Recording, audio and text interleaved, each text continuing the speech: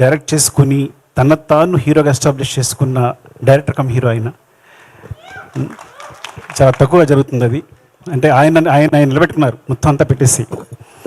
So ఒక father emotion తెలుసు నాకు సుకృతి హీరోగా చేసినప్పుడు, హీరోయిన్గా ఒక సినిమా చేసినప్పుడు. ఇందాక కూడా అదే చెప్పాను.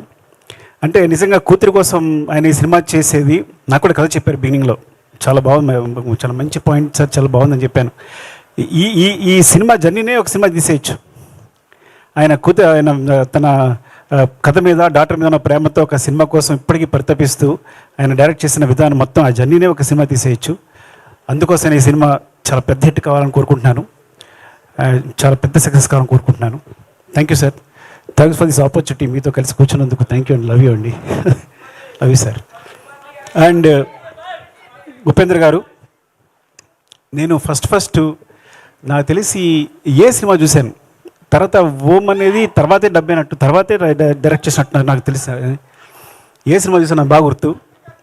అంటే ఇంకా ఇండియాలో ఏ డైరెక్టర్ గురించి చెప్పక్కల్లా పిచ్చి మ్యాడ్ అంతా ఇంకా అసలు, అంటే ఆ కన్ఫ్యూజన్ అంతా ఎలా కనిపిస్తుంది అంటే ఇప్పటికీ ఆ ఏ సినిమా చూసినప్పుడు బయటకు వచ్చినప్పుడు, అంటే ఫ్రాంక్గా చెప్పాలంటే ఉపేంద్ర గారు వచ్చిన తర్వాత ఓం, ఏ, ఉపేంద్ర ఈ 3 సినిమాలు తీసిన ఏ డైరెక్టర్ అయినా రిటైర్ అయిపోవచ్చు. నేను కనుక అలాంటి 3 సినిమాలు తీసి రిటైర్ అయిపోయింది వాడిని. అంత కల్ట్ మూవీస్, అలాంటి మూవీస్ మాకు ఇచ్చారు.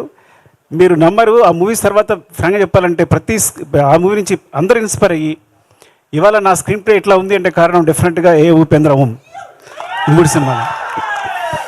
అంటే ఎప్పటికప్పుడు ఆడియన్స్ సర్ప్రైజ్ చేయడం అలవాటు ఆయనకి. నేను ఆ విషయాన్ని మీ దగ్గర నుంచి దొంగలించాను, తస్కరించాను, ఏమనాలి. So you are the great inspiration sir. ఇలా చెప్పడానికి అవకాశం వచ్చినందుకు చాలా ఆనందపడుతున్నాను నేను.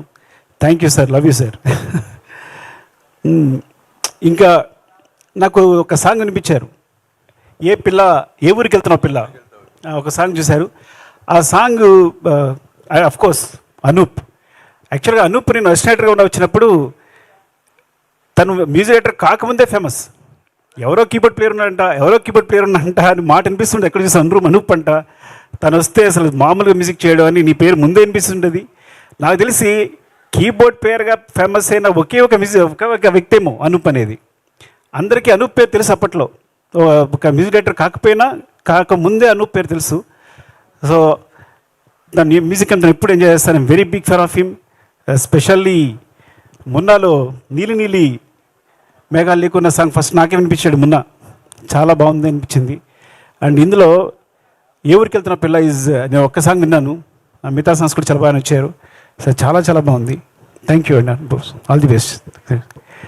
అండ్ ఏ ఊరికి వెళ్తా పిల్ల విన్నప్పుడు నాకు 4 లైన్స్ వినగానే